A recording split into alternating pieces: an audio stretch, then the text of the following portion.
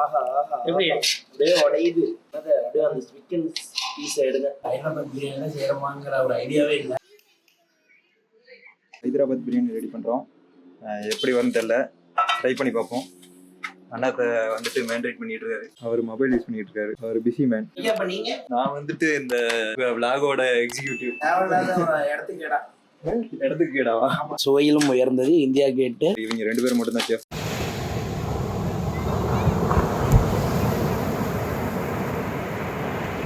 கரெக்டாக கேவலமாக விட்டும்போது தான் ஜூமில் வருவான்.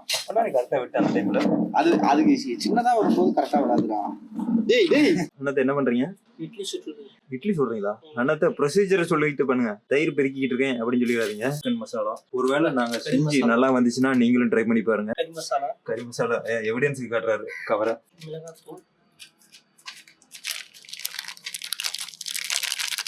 ஃபர்ஸ்ட் டைம் நாங்க ரெடி பண்றோம், ட்ரை பண்றோம்.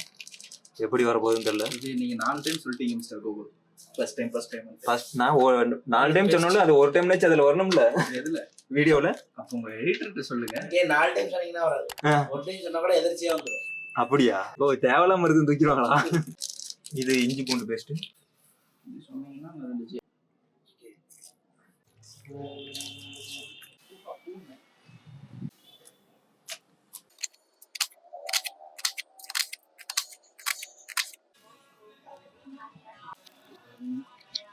லடாக் போகலான்னு சொல்லிட்டு 2023 போகும்போது ஹைதராபாத் போகும்போது அந்த செரிமனார் பக்கத்தில் சாகர் பிரியாணின்னு ஒரு பிரியாணி சாப்பிட்டோம். செம்ம டேஸ்ட்டாக இருந்துச்சு. ஸோ அந்த பிரியாணி மறுபடியும் நம்ம ஊரில் கிடைக்குமான்னு பார்த்தேன். அந்த டேஸ்ட்டுக்கு எங்கேயும் கிடைக்கல. சரி, ஏன் நம்ம பசங்களோட போயிட்டு நம்ம போகும்போது சாப்பிடலான்னு பார்க்கும்போது இங்கே போகிறதுக்கான வாய்ப்பும் நமக்கு இல்லை. இப்போ அதனால் நம்ம என்ன பண்ண போகிறோம்னா வீட்லேயே செஞ்சு சாப்பிட்லாம், செஞ்சு கொடுங்க அப்படின்னு ஜிகேவும் நம்ம பாலாவும் கேட்டாங்க. ராஜி வேறு இன்னைக்கு ஊர் வந்திருக்கான் ரொம்ப நாள் கழிச்சு. சரி, அவனுக்கு கருப்பு செலிப்ரேஷனா இன்னைக்கு இந்த பிரியாணி செஞ்சு கொடுக்கலான்னு தான் ரெடி பண்ணிட்டு இருக்கோம். ஃபர்ஸ்ட் 1 கிலோ சிக்கன் எடுத்திருக்கோம். நல்லா கழுவி எடுத்து வட்டி கறி மசால் பொடி, பிரியாணி மசாலா, சிக்கன் மசாலா, மல்லித்தூள், ஒரு எலுமிச்சை பழம் நல்லா புளிஞ்சு, போதுமான அளவு உப்பு, புதினா தலை, கொத்தமல்லி தலை போட்டிருக்கோம். உப்பு கம்மியாக தான் போட்டிருக்கேன். ஏன்னா உப்பு ஏதோ ஒரு விதத்துல அட்ஜஸ்ட் பண்ணிக்கலாம். ஆனால் அதிகமாக போச்சுன்னா சாப்பிட முடியாது அப்படிங்கிறதுக்காக தான் அடுத்தடுத்து செய்கிறோம். நல்லா வருமா என்னன்னு தெரில. மழை வேற வர மாதிரி இருக்குது.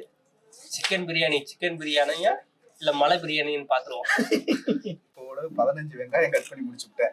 இன்னும் பத்தலையா? இன்னும் 3 வெங்காயம் வேற வந்துகிட்டு இருக்குது. ஏன் நார்மலான பிரியாணி எல்லாம் சாப்பிட மாட்டீங்களா? ஹைதராபாத் பிரியாணி தான் சாப்பிடுவீங்களா? நம்ம எல்லாரும் பேசிதான் முடிவு பண்ணோம். பேச்சுக்கு வெங்காயம் சொன்னா அதுக்கு வெங்காயத்தை நறுக்குடுவீங்களா? வெங்காயம் வெட்டுறதுல யாரு ஸ்பெஷலிஸ்டா அவங்க தான் கொடுப்பாங்க.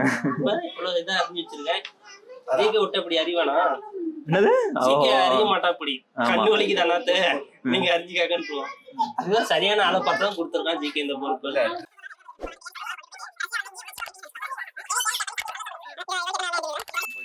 Okay okay. முக்கியமான இதுதான் பிரியாணியோட முக்கியமான இன்கிரிடியன்ட் இது இல்லைன்னா பிரியாணியை நம்மளால திங்க முடியாது. ஓகே. அதனால ஒரு குண்டால ஆனியன் எல்லாம் போட்டாச்சு கட் பண்ணி. Okay okay. அடுத்தது இப்ப தயிர் எல்லாம் போடுறோம். இதெல்லாம் நோட் பண்ணிக்கோங்க எல்லாரும். ஃபாலோ ஸ்டெப் பை ஸ்டெப் பண்ணிக்கோங்க. இது தயிர் பச்சடி தான், பட் ஆனா இது ஸ்பெஷல். ஆனா நீங்க டப்பி தயிர் தான் வாங்கிக்கணும், கட்டி தயிர். முடிஞ்ச எருமை தயிர் இருந்தா பெஸ்ட். ஆமா, வீட்டுல திட்டிட்டு இருப்பாங்க, நம்மளதான் சொல்றாங்க எருமை நீ இருக்கிற எப்போதான் அப்படிவாங்க. தெளிவா பாத்துக்கங்க. எனக்கு தெரிஞ்சு தயிர் பத்தலன்னு நினைக்கிறேன். ஆமா, இன்னொரு கப் வேணுமா? ஆமா, இருக்கா இல்ல வாங்கணும்னு நினைக்கிறேன்.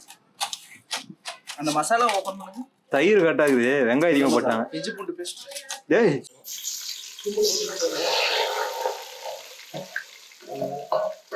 இந்த ரெசிபி முடிஞ்சிருச்சு. என்ன பண்ணிச்சிருக்காங்க தெரியல, ஏதாவது புதுசா கலந்துருக்காங்களாம். இல்ல, முக்கியமான ஸ்டெப் இதுதான். இந்த இது இருக்கு இல்லையா, இது கேரளாவிலயும் இதே மாதிரி தான் நல்லா வறுவல் மாதிரி இப்ப வறுத்து எடுப்பாங்க. ஹைதராபாத்ல இப்படிதான் பண்ணுவாங்க. இப்ப என்ன கொஸ்டின்னா,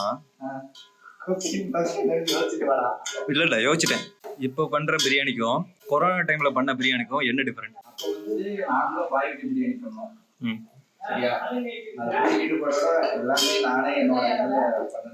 கிரேவிக்கு நான் மேண்டேட் பண்ணது ஊறிட்டு இருக்குது. இங்க ரைஸ், பாஸ்மதி ரைஸ் ஆல்மோஸ்ட் முடிஞ்சிச்சு. போதும்னு நினைக்கிறேன். இதுக்கு மேல இருந்தா அதாயிரும். குட்டீஸ் எல்லாம் சைக்கிள் ஓட்டி என்ஜாய் பண்ணிட்டு இருக்காங்க. நம்மளுக்கெல்லாம் அந்த காலத்துல இந்த சைக்கிள் வாங்குறதுக்கு எவ்வளவு கஷ்டப்பட்டோம். சைக்கிள் அதுவும் ஸ்கூல்ல சைக்கிள் ஃபுல்லா சாப்பிடாம இருப்போம். ஸ்கூல்லாம் போக மாட்டோம். சைக்கிள் வாங்கி கொடுத்தா தான் ஸ்கூலுக்கு போவோம். எத்தனை அது சைக்கிள், அதுவும் ஃப்ரீயாக கொடுத்த சைக்கிள் மட்டும் தான் கடைசியா ஸ்கூல்ல கொடுத்தது. இப்பத்த ஜென்ரேஷன்லாம் டைரக்டா பைக் வந்துட்டாங்க. ஆமா, டைரக்டா பைக் வந்துட்டாங்க. 10 வயசுலயே பைக் வாங்கிக்கலாம். பாத்தீங்கன்னா நம்ம பைக் நிக்குது. BMW ஸ்கூட்டி கேள்விப்பட்டிருக்கீங்களா? Jupiter BMW model. ஆமா. அடுத்தது நம்ம ரோனின், அப்பாச்சி வரிசையா நிக்குதுங்களா? இது ஒரு சூப்பர் பைக் நிக்குது. இது பேர் தெரியல. இது நல்லா வறுத்து எடுத்துட்டோம். ஸோ இந்த மாதிரி நல்லா பார்க்கும்போது நல்லா தீஞ்ச மாதிரி இருக்கும், ஆனால் அப்படி இல்லை. சாப்பிட்டு பார்த்தா நல்லாவே இருக்கு. இது அப்படியே எடுத்து நம்ம மேக்னேட் பண்ணி வச்சிருந்தோம் இல்லையா, அந்த சிக்கனில் போட்டு இப்போ மிக்ஸ் பண்ண போகிறோம். இப்படி நல்லா மேக்னேட் ஆகிருக்கு. அடுத்து வந்து சாப்பாடு வைக்க போகிறோம். Basmati rice, India Gate basmati rice வாங்கிட்டு வந்து இப்போ வந்து ஊற வச்சு ஒரு 1/2 மணி நேரம் கண்டிப்பாக அரிசி ஊறணும். ஊற வெட்டி பாத்திரத்தில் இப்போ வந்து வேக வைக்க போகிறோம். ஸ்டாரு, அடுத்தது பட்டை, கொஞ்சம் ஏலக்காய். சாப்பாடு வந்து நெய் பதமாக இருக்கனால மேலேயும் ஊற்றலாம். இந்த மாதிரி ஊற்றிட்டா ஃபஸ்ட்டு நல்லா அந்த ஃப்ளேவர் வந்து நல்லா வரும் அப்படிங்கிறதுக்காக நம்ம போட்டுக்கிறோம். அடுத்து உப்பு வந்து கொஞ்சமாக போட்டோம், ஏன்னா எல்லாத்துலேயுமே உப்பு இருக்குது, அதனால சாப்பாடு கொஞ்சமாக போட்டோம். இது வந்து அந்த வெங்காயத்தை வணக்கின எண்ணெய், இதை அப்படியே ஊற்றிக்கலாம்.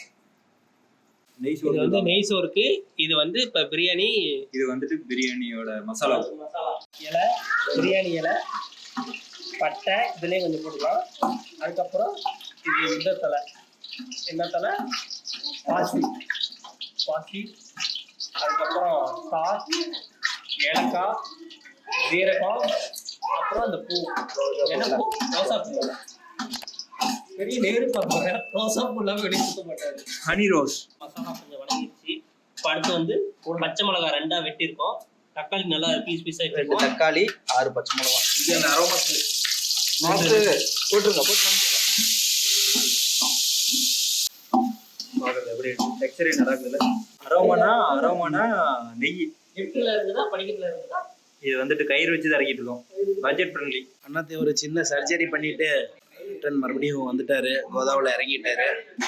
இப்போ வந்துட்டு பிரச்சனை போயிட்டு இருக்கு, யாரும் சமைக்க போறாங்கன்னு. இன்னும் கொஞ்ச நேரத்துல ஆன்சர் தெரிஞ்சிடும். அதை இப்போ என்ன பண்ண போறீங்க? இப்போ வந்து இந்த மேரினேட் பண்ண சிக்கன் இல்லையா, மசாலாலாம் போட்டு மேரினேட் பண்ணதா? எவ்வளோ நேரம் அதை ஊற வச்சிருக்கீங்க? கிட்டத்தட்ட ஒரு 1/2 மணி நேரம் வச்சா போதும். நம்ம ஒரு 1 மணி நேரம் வச்சிருக்கோம். ஓகே. அப்போ நல்லா இருக்கும்ல, அந்த டேஸ்ட்லாம் உள்ள இறங்கியிருக்கும் அந்த மசாலாலாம். நல்லாவே தெரியும். சிம்மில் வச்சுக்கிட்டே போடுங்க. என்னது ஏர்டெல் சிம்மா ஜியோவா? ஐடியாவா? சரி, ஓகே. நீங்கள் ஏதாவது ஒரு சிம் சொல்லிடுங்க. சிம்மில் வச்சு தான் பண்ணுனாங்க. ஏர்டெல் சொல்லிட்டேன் நான். பிஎஸ்என்எல், ஜியோ. நீங்கள்? நான் வந்து சிக்கனை இப்போ உள்ள போட்டுக்கலாம். மேரினேட் ஆன சிக்கன் இது. இருடா நான் போட்டுறேன்டா. நான் போட்டுறேன். அதுக்கப்புறம் இது அப்புறம் மறுபடியும்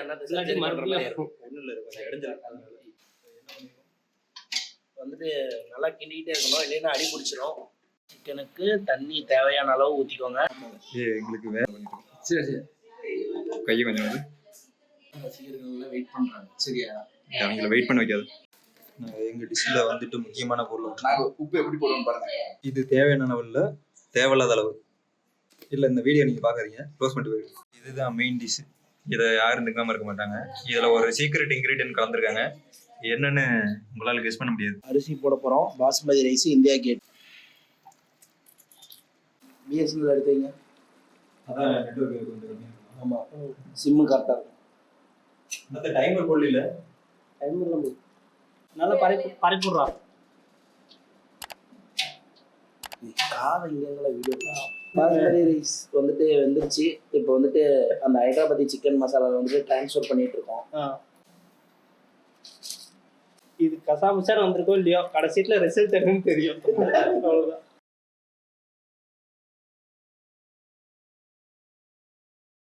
ஆக்கிட்டப்புல சாப்பிட்ற அளவு டேஸ்ட் நல்லா இருக்கு. அது ஒரு பேர் வச்சுக்கோம்.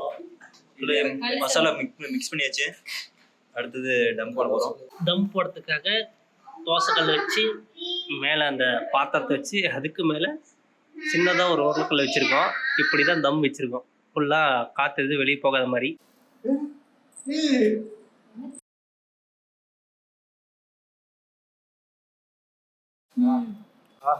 எப்படி அப்படியே உடையுது. சொன்னீங்க எப்படி?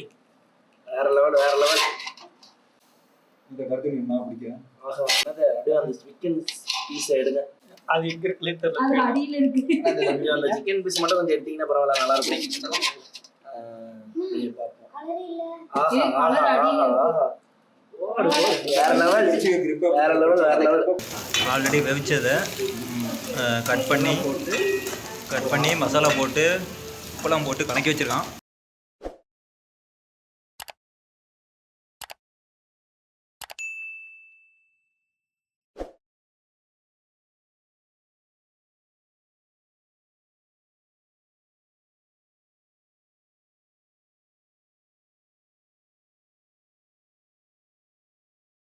இப்ப சாப்பிட்ட வரைக்கும் எப்படின்னா சாப்பிட்ற மாதிரி இருக்குது. எப்படின்னா குழந்தைங்க சாப்பிட்ற மாதிரி இருக்குது. ஸோ நமக்கு வந்து ஃப்ளேவர் இன்னும் கொஞ்சம் தண்ணி அதிகமாக ஊற்றிட்டோம். அந்த கடைசியாக கிண்டும் போது என்ன பண்ணிட்டோம், தண்ணி அதிகமாக ஊற்றிட்டோம். மீதி அதுக்கு முன்னாடி காரெல்லாம் கரெக்டாக இருக்க மாதிரி இருக்கு. தண்ணி அதிகமாக ஊற்றுறதுனால சுண்டுறதுக்கு ரொம்ப டைம் ஆயிடுச்சு. உப்பு கொஞ்சம் ரொம்ப கம்மியாக போட்டோம். ஆனால் சாப்பிட்லாம். உங்களுக்கு அடுத்த டைம் அந்த ஹைதராபாத் பிரியாணி இப்போ செஞ்சு தரோம். இப்போ நாங்கள் சாப்பிட்டதுக்கு ராஜு ஒரு பேர் வச்சுருக்கோம். அது என்ன பேர் ராஜுன்னு சொல்லுவோம். இன்க்ரீடியன்ஸ்லாம் வாங்கிட்டு வந்துட்டு ஹைதராபாத் பிரியாணி செய்கிறோமாங்கிற ஒரு ஐடியாவே இல்லை. கொஞ்சம் வந்துட்டு அந்த ஃப்ளேவரு உப்பு இதெல்லாம் கொஞ்சம் பத்தாமல் போயிடுச்சு. அதில் நம்ம கொஞ்சம் டேஸ்டிங் கரெக்டாக பார்க்காம விட்டுருந்தோம். அண்ணாத்தை வந்து சொல்லியிருந்தாரு அப்பயே. வந்துட்டு நாங்கள் நடுவில் கொஞ்சம் மிஸ்மேட்ச் பண்ணிட்டோம். ஆனால் வந்துட்டு அடுத்த டைம் இன்னும் பக்காவாக பண்ணிடுவோம். பண்ண வரைக்கும் எந்த ஒரு டிராபேக்கும் இல்லை, நல்லா போய் பண்ணியிருக்கோம். ஆரம்பிச்சதுலேருந்து முடிச்சு சாப்பிட்ற வரைக்குமே இன்னும் அந்த அரோமா ஸ்மெல் இருக்குது. நல்லா தான் போயிருக்கு. குழந்தைங்க சாப்பிட்ற அளவுக்கு வந்துச்சு. நாங்கள் சாப்பிட்ற அளவுக்கு இன்னும் வேணா இன்னும் கொஞ்சம் மசாலா தூக்கலாக சால்ட்டு கொஞ்சம் இன்னும் கொஞ்சம் எக்ஸ்ட்ரா போட்டிருந்தா இன்னும் சூப்பராக இருந்திருக்கும். அதுக்கு வந்துட்டு கொஞ்சம் மேட்ச் பண்ணுற அளவுக்கு எங்கள் வாத்தியார் வந்துட்டு ஒரு முட்டை மசாலா வந்து ஸ்பெஷலாக செஞ்சுருக்காரு. அதை அப்படியே மேட்ச் பண்ணி பயங்கரமாக சாப்பிட்டுட்டோம். நல்லாயிருக்கு. இந்த பிரியாணிக்கு பேர் வந்துட்டு பார்த்தீங்கன்னா ஹைதராபாத்தி மினி மகுடம் பிரியாணி. ஓகேவா? ஓகே.